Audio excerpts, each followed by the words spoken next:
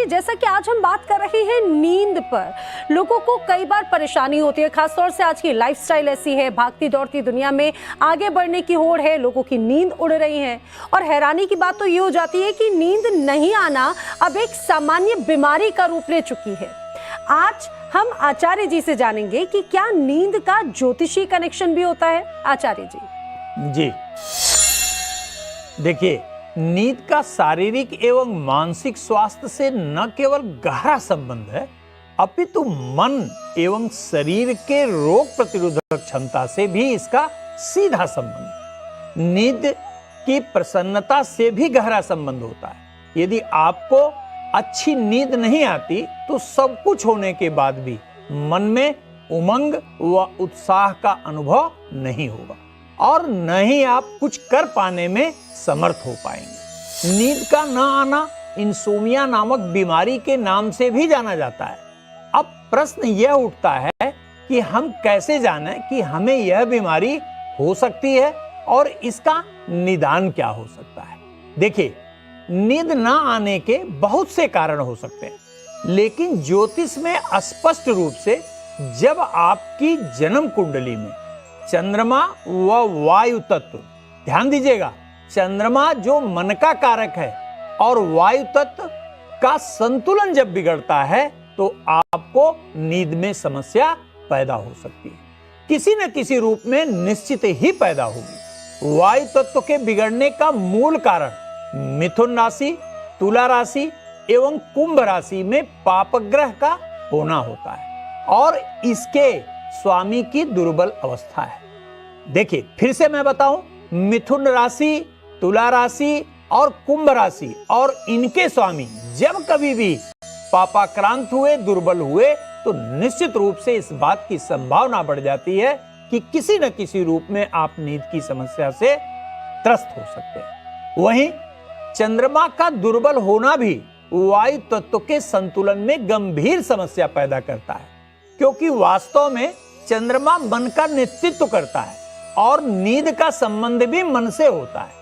जितना बेहतर आपकी जन्म कुंडली में चंद्रमा होगा, उतना ही आप मानसिक रूप से स्वस्थ होंगे।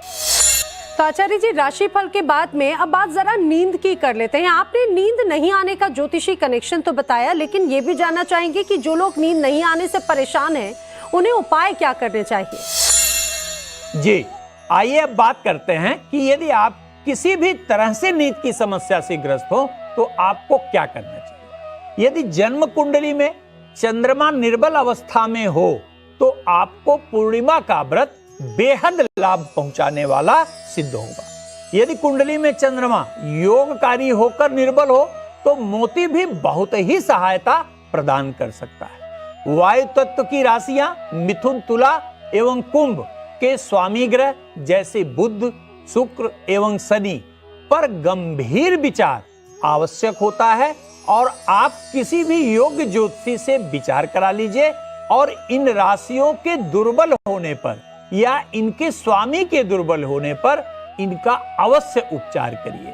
वह व्रत के रूप में हो, रत्न के रूप में हो, करिए अवश्य। इससे आपके शरीर में वायु तत्व संतुलित हो जाएगा और आपको बहुत सुखद नींद आएगी। वायु तत्व के स्वामी ग्रह या राशियों से संबंधित मंत्र, रत्न, उपवास या दान से आप बिल्कुल ठीक कर सकते हैं अपनी नींद की समस्या। आपको यह जानकर आश्चर्य होगा कि देसी गाय के घी के अंदर वायु तत्व को संतुलित करने की अद्भुत क्षमता होती है। कैसे भी नींद की समस्या हो, आप रात को सोते समय घी का एक बूंद दोनों नाक में डालिए और बहुत हल्के से खींचिए। ध्यान रखिएगा, तेजी से बिल्कुल नहीं खींचना है, अन्यथा हानि हो सकती है। सोने से कम 1 घंटा पहले आप अपने घर के सभी इलेक्ट्रॉनिक्स डिवाइसेज जो हैं, टीवी, मोबाइल आदि का प्रयोग निश्चित ही बंद कर दीजिए और यह सुनिश्चित करिए कि घर में किसी भी प्रकार की गंदगी न हो और न ही बिस्तर के नीचे अनाप सामान रखे हो। आपके सोने का कमरा पूर्ण रूप से स्वच्छ होना चाहिए। मुख्य रूप से बेडशीट हल्के रंग की साफ सुथरी बिछी हो तो बहुत ही उत्तम होगा। सफेद अथवा बहुत हल्का नीला या हरा रंग विशेष सहायक होता है। इसी के साथ साथ कमरे में चंदन अथवा गुलाब की खुशबू हो तो और बेहतर होगा।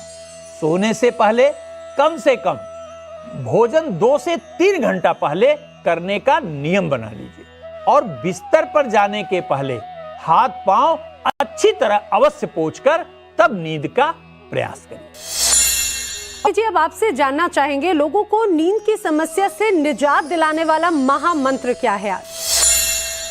जी, नींद की कितनी भी समस्या हो, किसी भी प्रकार से यदि आप अनिद्रा के शिकायत वाले हैं तो आप इस महामंत्र को नोट करिए। या देवी सर्वभूतेषु निद्रा रूपेण संसिता नमस्तस्यै नमस्तस्यै नमस्तस्यै नमस्ते। इस मंत्र का रात को सोते समय मन में जाप करते हुए सोने का प्रयास करिए।